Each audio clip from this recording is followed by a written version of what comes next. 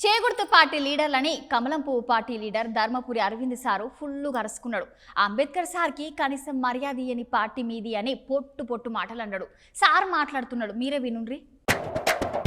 కమలపు party leader Dharmapuri Arvind sir చేగుర్తు party లీడర్లను పొల్లు గరుచుకున్నాడు. వాళ్ళ సార్ మాట్లాడుకుంటూ అంబేద్కర్ సార్ని మానసికంగా హింసించిన పార్టీ మీ చేగుర్తు పార్టీ అని అన్నాడు. అంతేకాదోళ్ళ కాంగ్రెస్ పార్టీ లీడర్లకు కనీసం అంబేద్కర్ సార్ కాలు పట్టుకునే అర్హత సుతలేదన్నాడు.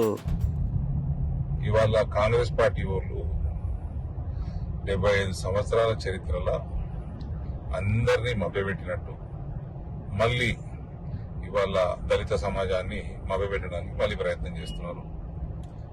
భారతీయ జనతా పార్టీ మూడోసారి నరేంద్ర మోడీ గారు ప్రభుత్వంలోకి వస్తే రాజ్యాంగం మార్చేస్తారు. భారతీయ జనతా పార్టీ 370 తీసేసడం కానీ, ఇవాళ యూనిఫామ్ సివిల్ కోడ్ని పెట్టడం కానీ, ఇవన్నీ అంబేద్కర్ గారి ఆశయాలని ఇంప్లిమెంట్ చేస్తున్నదండి. జస్ట్ 2-3 ఉదాహరణలు చెప్తున్నాను నేను.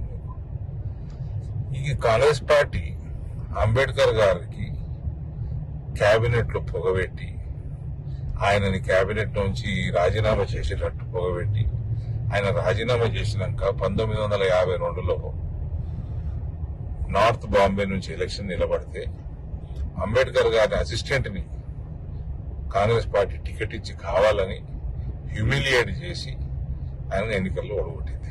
అంబేద్కర్ గారి జయంతి నాడు అంబేద్కర్ గారికి దండేశుడు కాదు, అంబేద్కర్ గారి కాళ్ళని కూడా తాగడానికి వీళ్ళు అర్హులు కాదండి కాంగ్రెస్ పార్టీ వాళ్ళు. ఇది నాకు తెలిసిన మీద విషయాలే. చాలా హ్యూమిలేట్ చేసిండ్రు అంబేద్కర్ గారిని. ఆయన బతికినప్పుడు హ్యూమిలేట్ చేసిండ్రు, ఆయన చనిపోయినాక కూడా గౌరవించలేదు.